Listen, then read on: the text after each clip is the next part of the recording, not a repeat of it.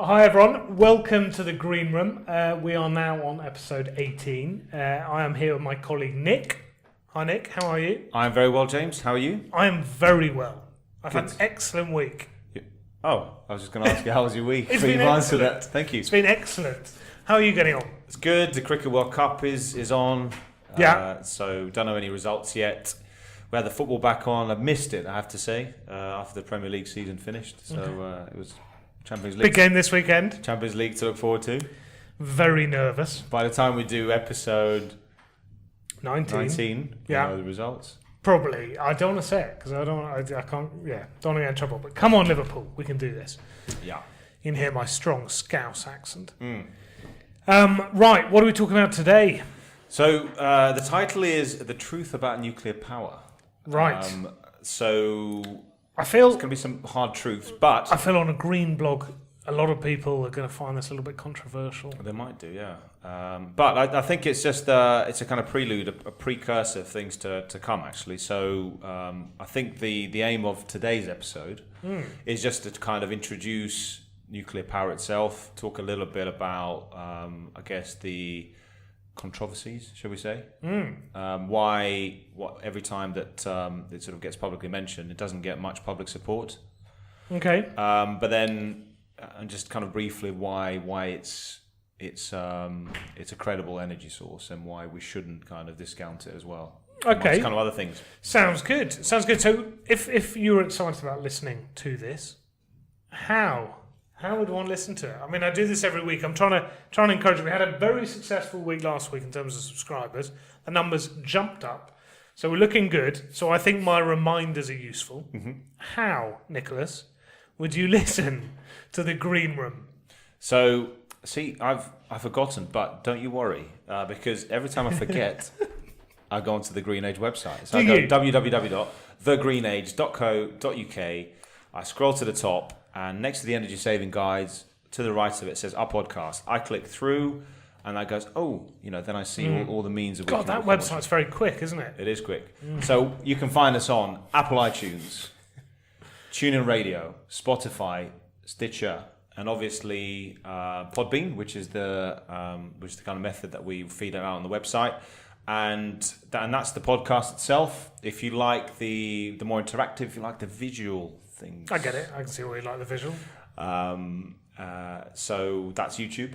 Mm-hmm. You can find us on the front page. So if you go onto the GreenAge website front page, scroll down, you will see the latest videos appear there. Or if you're on YouTube itself, you can find our channel on YouTube itself. Okay, so that's the big sell. Right, so people can now listen to it. They can subscribe. They can listen to us on their commutes to work.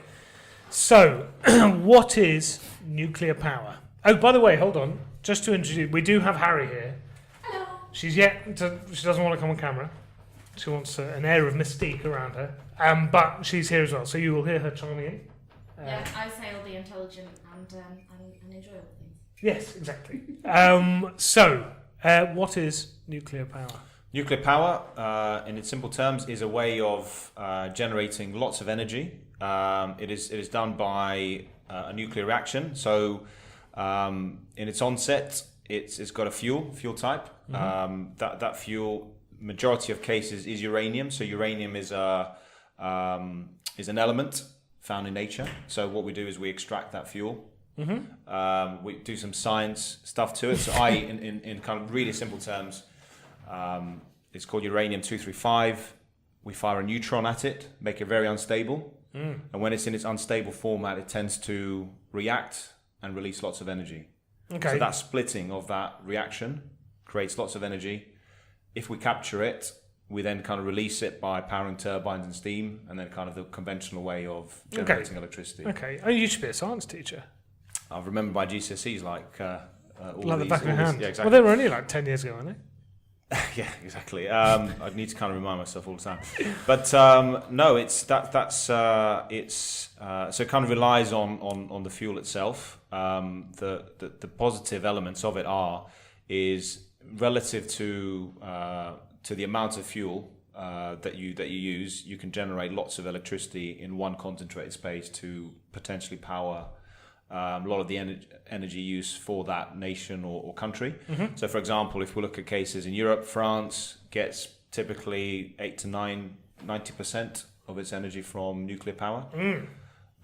Whereas UK, a little bit less than that, probably about a fifth of it, plus minus depending upon what time of the season we're at. So obviously in the summer now we might be generating more from elements like solar and wind, but then obviously when we need it, we can just kind of up it or decrease it as we want it to. Okay, so explain, I guess, or shall I explain, or would you like to explain? Go on, what's the question? Base load electricity. So we have, shall I just...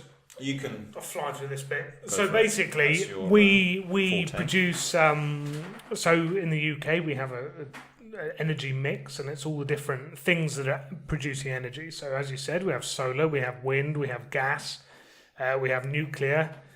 We don't have much coal anymore, and it's actually, they've had a record number of sort of consecutive days where we haven't used any coal in our electricity mix. But as you say, about 20% of it is from nuclear.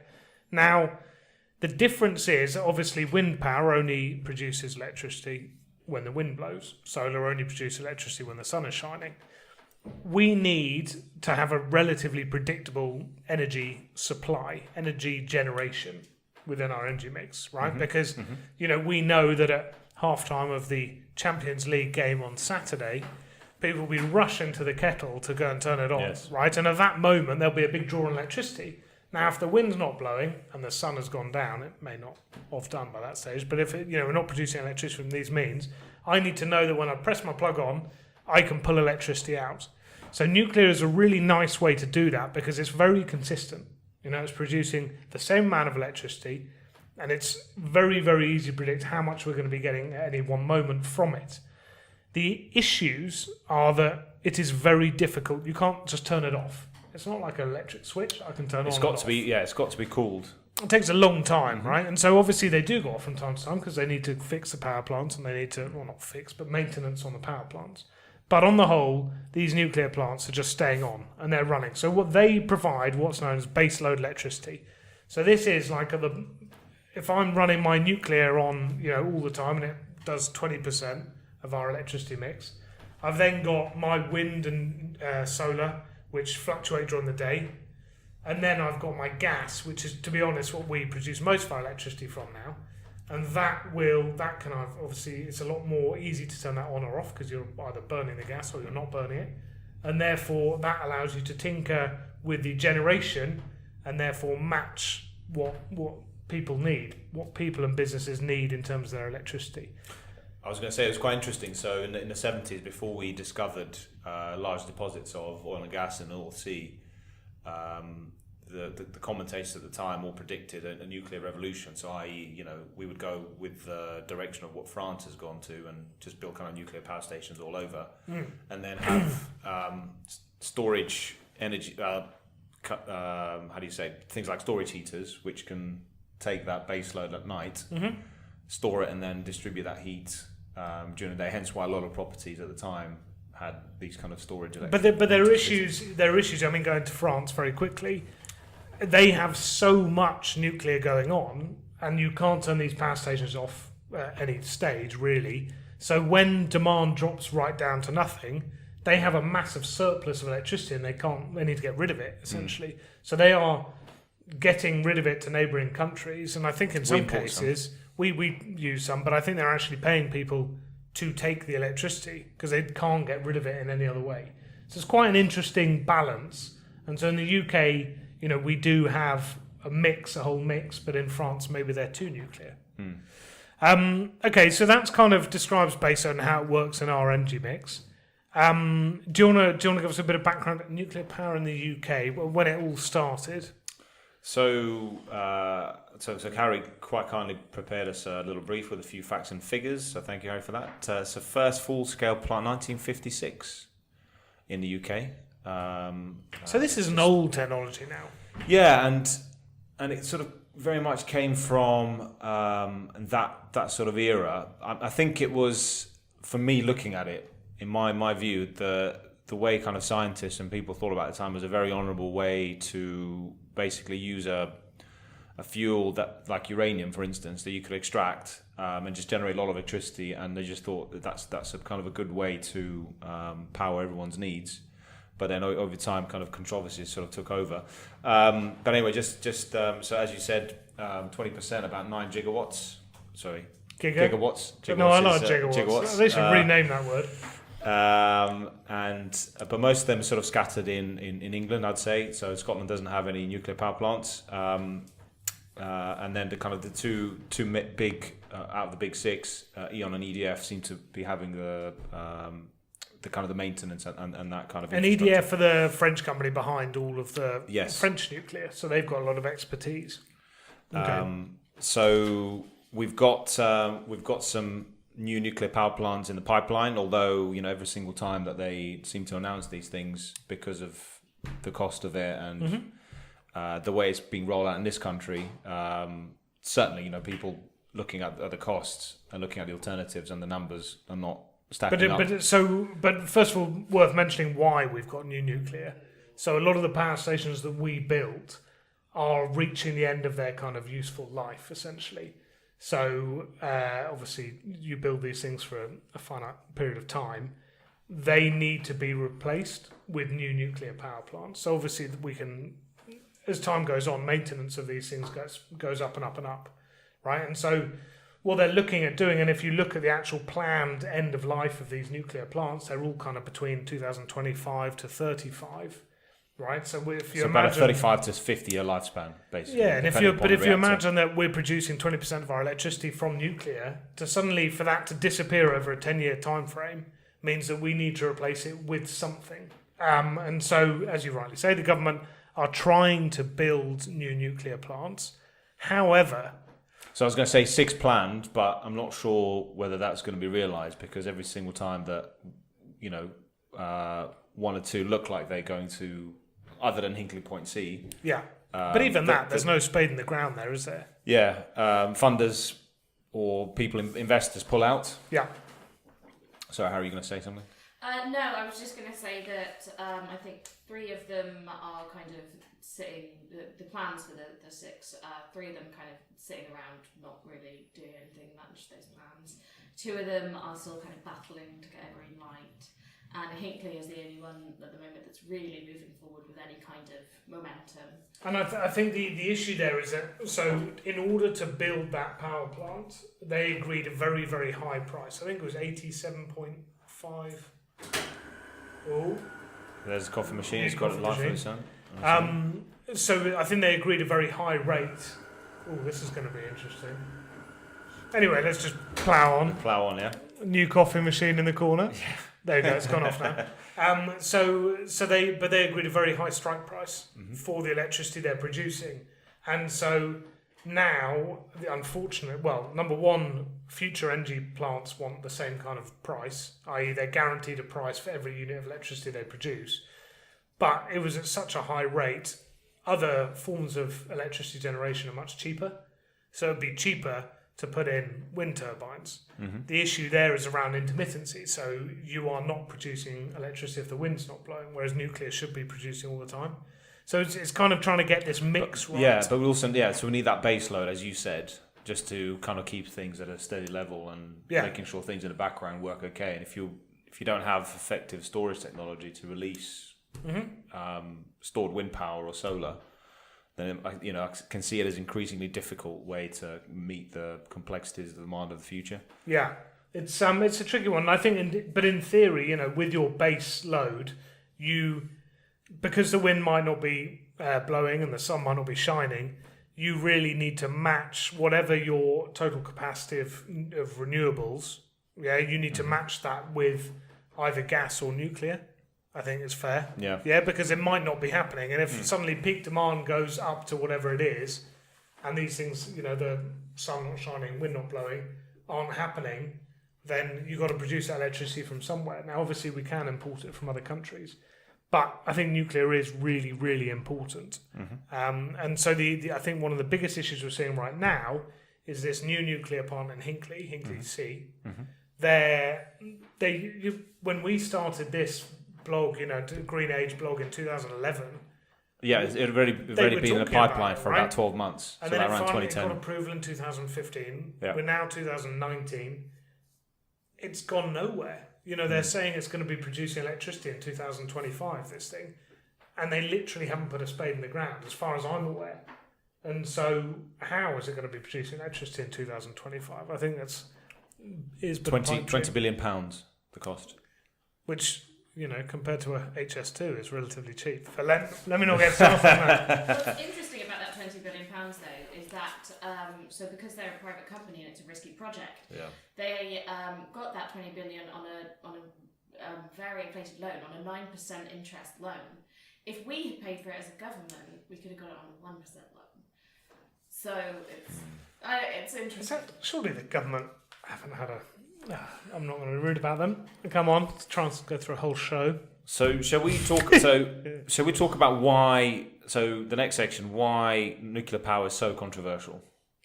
Yeah, I mean, because I remember when we first started with GreenAge, we talk about lots of renewables and energy saving and that sort of side of things. We wrote about nuclear, and we number one got a huge amount of interest in the blog for that, because a lot of people were like, you can't include them in the same breath. Mm-hmm. You can't say that nuclear is clean, because it's not, because it produces nuclear waste. Yeah. But at the same time, if we're trying to decarbonise our energy generation, then actually it's kind of it's emission free. Yeah, exactly. But let's start with why people like it or don't. Where do you want to go? And this is I'm probably so. Let's go to dislike. So why it's controversial? So I'm too young to remember this event. So 1986, I think, Chernobyl. So Chernobyl was a nuclear power plant currently in Ukraine, but the old Soviet Union, and then where the reactor essentially collapsed on itself. I think those are the kind of facts around it. There's an amazing TV program on Netflix. No, it's on Sky. Okay. They've isn't it Sky Atlantic? I think so. I'm not advertising Sky here, but they've apparently it's incredible. It's all about this, and it's all about the reactor going off. But what my parents tell me is, so basically when that happened, a few days or weeks later, that the ash clouds from the power plant itself basically spread throughout the whole of Europe. Okay. And even to parts of South Wales, actually, the winds blew it all the way that. You can actually look at the statistics on that. But are you pointing at me because I'm Welsh? Maybe. But obviously, if that's going to have such an impact on the European continent, that and the news and the horrors behind it would have stuck in many people's minds about the negative things behind it.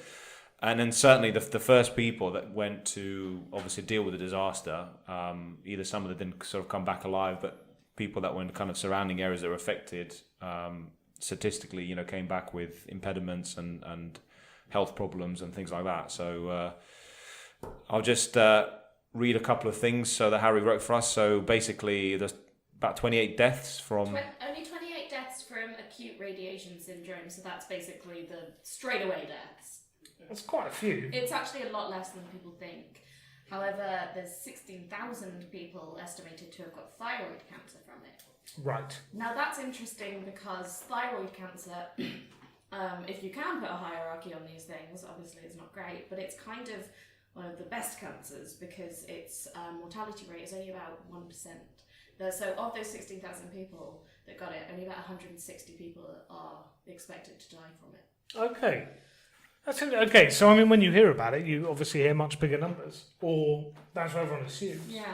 Okay, but I mean, still, I'm going to say far more than a wind turbine. You know what I mean? Like it's. Well, yes and no. Okay, people falling from wind turbines. We'll go on to that in a minute. Okay. And then I was just going to say, so maybe what links to this is what will most people remember is the tsunami in Japan. So that was a few years ago, and that was on the 24-hour news cycle. So this was where we had a tsunami out in Japan, and there was a nuclear power plant in Fukushima, which was a couple of miles away from the coast or on the coast. Don't know quite the facts, but essentially, it was overwhelmed by the tsunami. So a couple of numbers for that for you. 20,000 people died because of the tsunami. No one died because of radiation to do with it. However, Japan basically did a really terrible job on the evacuation scheme. So they were evacuating people because they were afraid of the radiation, yada, yada, yada. they did it so poorly and rubbishly, and also you shouldn't evacuate people in that situation anyway, exposes them to a lot more radiation. And I think it's 1,500 people died from that, kind of being pulled out of nursing homes, yada yada yada. All of that. So it's kind of Fukushima is actually kind of a study point for how not to react in that situation. But, there we go. There we go. So those are kind of for me, the kind of emotive sentiments and why. So I think the Fukushima, with a lot of people, they remember Chernobyl before that. So the kind of association of a. Okay, so but nuclear is dangerous. That's what we're saying. Yes. You know, it's not like with another power plant, a coal power plant, there could be a big fire, but it's not. Go on, you're going to tell me another fact here. I like numbers. So basically, it's not necessarily more dangerous. It's actually theoretically less dangerous because of the health effects that emissions have. I can't remember what the year is, but they said that. There it is. The World Health Organization estimates that 7 million people die per year from air pollution. And one guy, a good scientist, he did a study, James Hansen, he's a climate change scientist, he did a study that basically said that to date, and I think it was a couple of years ago, but he said that nuclear has saved 1.8 million lives, saved them, because it's reduced the amount of emissions. Okay, all right. So maybe nuclear is greener than I thought. Okay, so I'm going to keep trying to argue that it's bad, and then you keep putting me in my place. What about? I've seen TV, the 24 program, where they go and they take over the nuclear power plants and they want to explode them. There must be a risk there. Yes. That's a TV program. Okay, go on. Find that one. Okay, so at the moment in the UK we have a stockpile of 120 active warheads, which is very small if you compare that to the US, who have 6,800. Right. So some of this is decommissioned. So if you're worried about the power plant, you've got to also be worried about that. Yeah. We're actually one of 5 countries that are allowed both.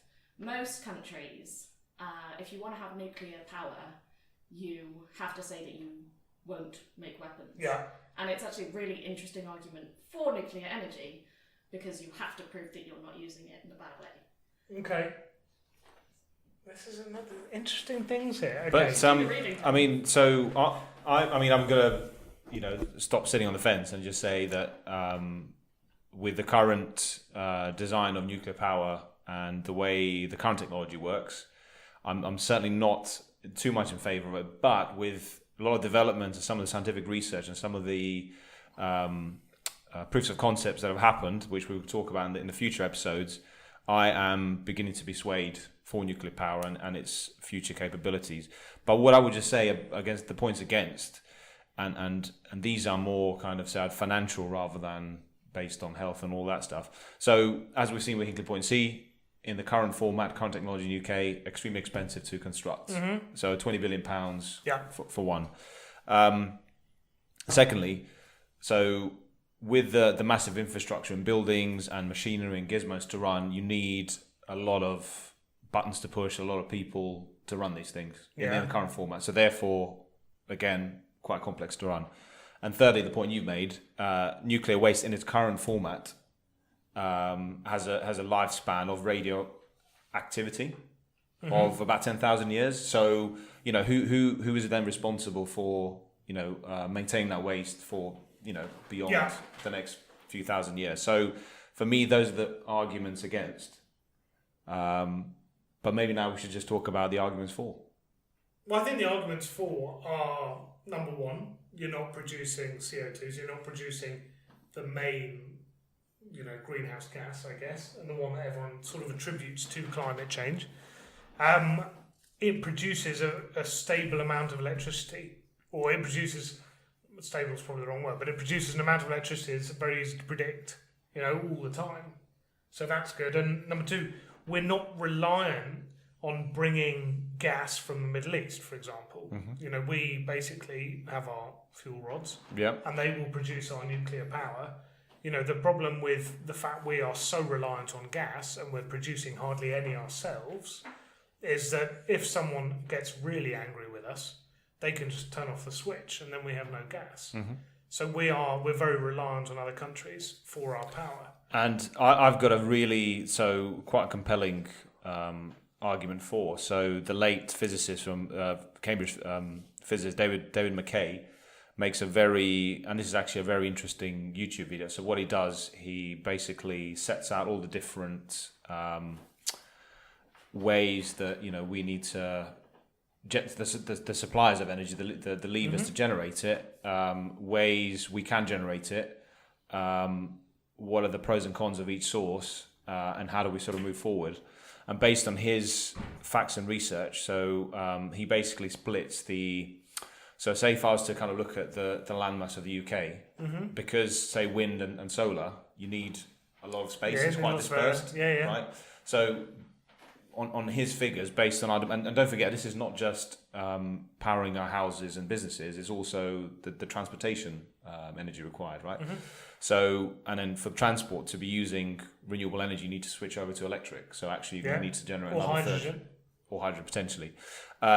But he splits it on watts per meter squared of effective space used and the electricity source that is used to generate it. So he on his workings, basically wind and solar. So wind, for example, only generates 2.5 watts per meter squared.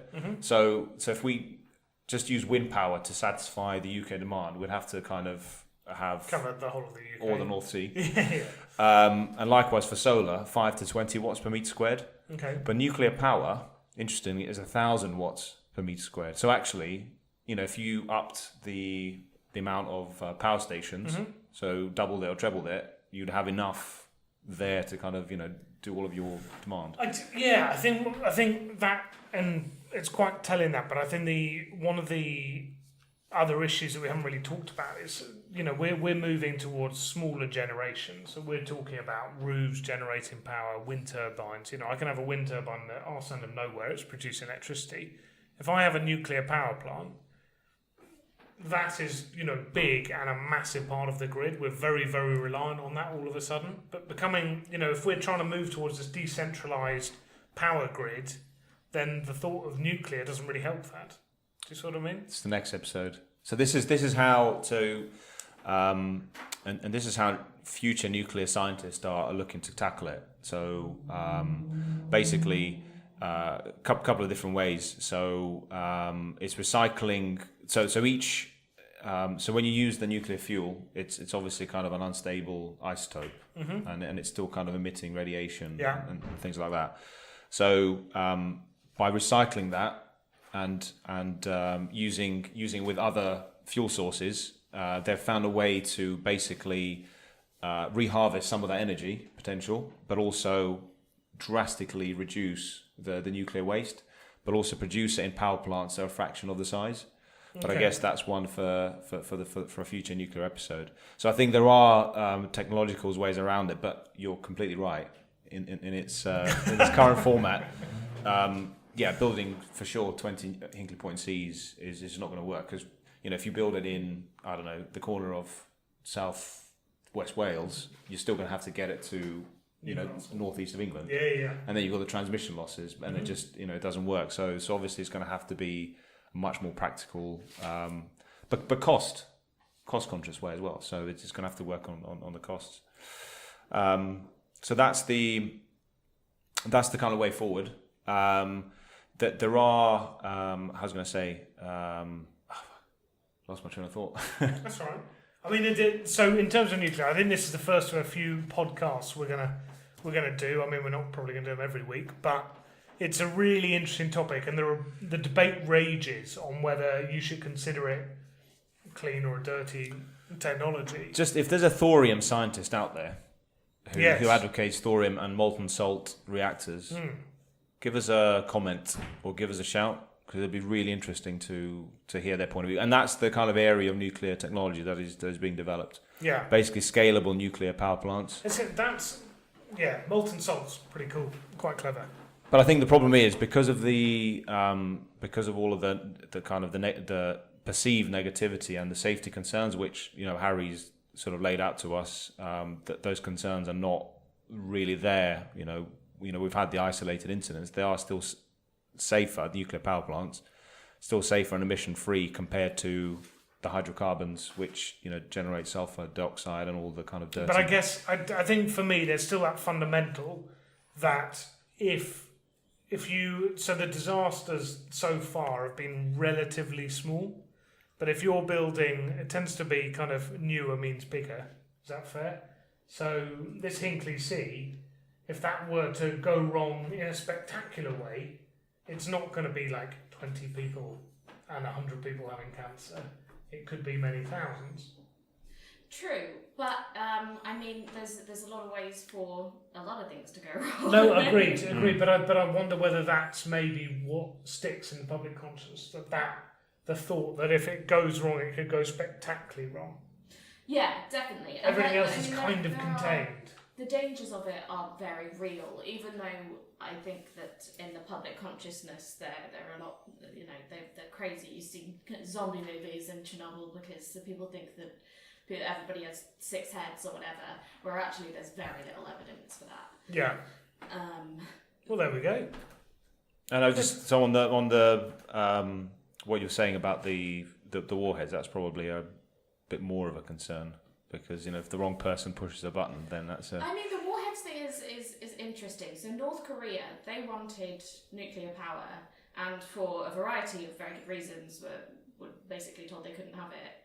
If they had it, if we had given them it, they'd have had to prove that they weren't developing nuclear weapons, and they'd have been. But it's easy to prove that because you can say we're not doing it, but still be doing it. But I mean, they still would have been held to a certain standard there. No, I know. Which they're not, and that's it's an interesting way to think about it. Cool. I think that is our first nuclear podcast over. It'll be really interesting to see what people say about this because I've got a feeling we're going to have people really piling in and commenting. So that's absolutely fine. Do and give us your thoughts, and we'll try and sort of discuss them when we next visit it. All of the sources for all of the numbers and statistics stated will be on the video. That's good. Please do that, so we get marginally less phone calls. Yeah, and then links to I think it's worth linking to Your man. No, there's another chap, Californian, for Michael Schellenberg. So he was a massive advocate of renewable and green energy, and he's changed his mind. So it's worthwhile a link. He has a very good TED talk on that, and some of our information has come through that. Okay. But it's important to look at both sides. So hopefully over the future episodes we'll be kind of examining in a bit more detail. Cool. Well, listen, guys, thank you for listening or watching. If you're watching on YouTube, really appreciate it, and we'll see you next week.